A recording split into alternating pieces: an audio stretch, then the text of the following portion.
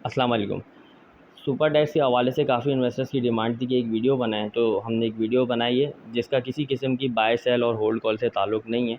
आप अपनी जो भी है एनालिसिस अपने हिसाब से करें और अपनी इन्वेस्टमेंट को उसी हिसाब से करें। ये जस्ट एक हमारा एक्सपीरियंस है जो हम आपके साथ शेयर कर रहे हैं। देखें, सुपर टैक्स ये जो 10% सुपर टैक्स है, इसको समझने के लिए सबसे पहले हमें एक चीज़ जाननी होगी, ये समझना होगा कि ये क्यों लगाया गया है और इसको लगाने से या ना लगाने से हमें क्या फ़ायदा होता है या क्या नुकसानात होते।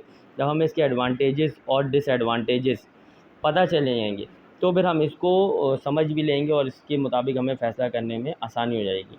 और इस तरह के फ़ैसलों के पीएसएक्स पे क्या असरात मुरतब होते हैं या माजी में होते आ रहे हैं, ये एनालिसिस जब हम कर लेते हैं तो फ़ैसले लेने में हमें बहुत ज़्यादा आसानी हो जाती है। पहले हम मालूम करते हैं कि इसके क्या इफ़ेक्ट्स हैं, हो सकते हैं, और क्या इसका क्या पीएसएक्स से कुछ ख़ास इम्पैक्ट है भी या नहीं है। देखें, इस किस्म के फ़ैसले माजी में भी होते रहे हैं, कभी सीवीटी तो कभी सीजीटी की शक्ल के अंदर। कभी सीवीटी किसी साल में आने पिछली बार बढ़ा देते थे, कभी डबल कर देते थे, कभी कैपिटल गेन टैक्स का स्टॉक एक्सचेंज में कोई वो नहीं था, कॉन्सेप्ट नहीं था, उसको इंट्रोड्यूस करा गया। फिर कैपिटल गेन टैक्स के स्लैब्स बना दिए गए, 1 साल पे इतना, 2 साल पे इतना, 3 साल के बाद कुछ नहीं हुआ। फिर आया कि भाई अब हर साल लगेगा। तो ये जैसे जैसे ये फ़ैसले आते थे, मार्केट अपने आप को उस हिसाब से जो है फ़ौरन रिएक्ट करती थी। सीवीटी का आता था, मार्केट रिएक्ट कर लेती थी। कैपिटल गेन टैक्स लगाने का फ़ैसला आता था, बढ़ाने का आता था, मार्केट रिएक्ट करती थी, गिरती थी। फिर मार्केट जो है उस के हिसाब से अपने आप को बाद में गिरने के बाद एडजस्ट करती थी। एडजस्ट करने के बाद फिर जो है मार्केट इसको एक्सेप्ट करती थी फ़ैसले को, और लोग आगे बढ़ जाते थे, मार्केट आगे बढ़ती थी, मार्केट्स पे नए हाई बनाती थी। सिमिलरली अभी 10% का सुपर टैक्स लगाया गया है।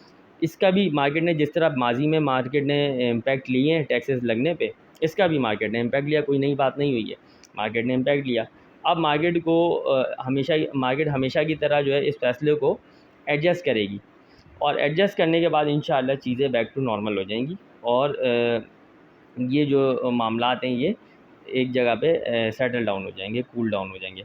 और फिर देखें, माजी में जो टैक्स लगे हैं, सीवीटी, सीजीटी, ये कंटिन्यू होते रहे नेक्स्ट ईयर्स के ऊपर, ये कंटिन्यू। और ये जो अभी 10% सुपर टैक्स लगा है, ये तो जो है देखें सिर्फ वन टाइम टैक्स है।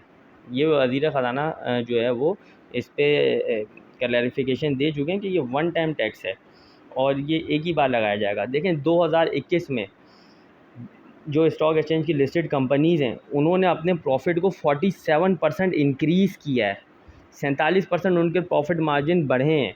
बैंकों ने जो है वो इंटरेस्ट जो है वो इंटरेस्ट की मद में अच्छा कमा रहे हैं, अच्छी अर्निंग कर रहे हैं, क्योंकि इंटरेस्ट बहुत हाई हो चुके हैं। 940 बिलियन के प्रॉफिट किए हैं लास्ट ईयर जो है लिस्टेड कंपनीज़ ने यहीं पीएसएक्स से। अब अगर 10% का जो है प्रॉफिट में से टैक्स देना है, तो I think they should agree. Pakistan से कमाया है तो पाकिस्तान के लिए कुर्बानी भी इन्हें देनी होगी।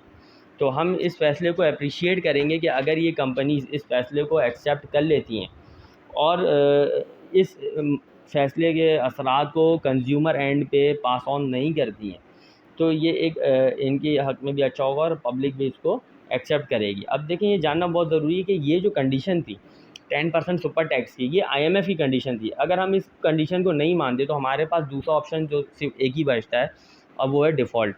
डिफ़ॉल्ट के अलावा कोई और ऑप्शन नहीं है हमारे पास, और डिफ़ॉल्ट सिचुएशन इस सिचुएशन से कहीं ज़्यादा ख़तरनाक है हमारे लिए।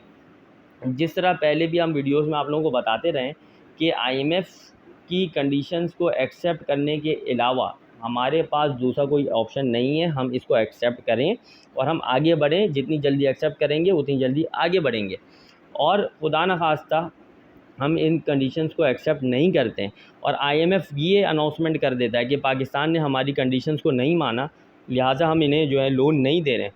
सिर्फ एक इस अनाउंसमेंट के ऊपर इतनी वर्स्ट सिचुएशन हो सकती है, जिस हिसाब से हमारे अभी रिज़र्व खड़े हुए हैं, जहाँ पे अभी हमारे रिज़र्व्स हैं, उस पोजीशन पे हम सीधा डिफ़ॉल्ट की तरफ चले जाएंगे, और उसके अलावा हमारे पास कोई ऑप्शन नहीं बचेगा। और जब ये सिचुएशन हमारे सामने आएगी, तो अभी तो आपका पीएसएक्स में इस 10% टैक्स लगने के बाद भी माल बिक रहा था, शेयर प्राइस रिकवर भी हो रही थी। लेकिन जब ये कंडीशन आप सुनेंगे ना, तो इसके बाद आपके शेयर्स बिकेंगे नहीं। जो मेरा तजर्बा है, हो सकता है बिके भी, लेकिन जो मेरे एनालिसिस है नहीं बिकेंगे। हॉल्ट लग जाएगा मार्केट को जब आपको आगे की टनल के आगे जब आपको अंधेरा ही नज़र आएगा, लाइट नहीं नज़र आएगी, तो फिर आपका एक्सीडेंट होना ज़रूरी है। तो ये कंडीशन तो आप मान लें कि भाई आईएमएफ की इस कंडीशन को हमें एक्सेप्ट करना है। इन कंडीशंस के ऊपर हम जो है वो या तो अफसोस कर सकते हैं, या तो उदास हो सकते हैं, या अपनी फ्रस्ट्रेशन निकाल सकते हैं, बस इससे ज़्यादा कुछ नहीं कर सकते। एट दी एंड हमें इन फैसलों को एक्सेप्ट ही करना है और इसके अलावा हमारे पास कोई ऑप्शन नहीं है। तो एक्सेप्ट जितना जल्दी करेंगे उतना जल्दी आगे की तरफ हम बढ़ेंगे।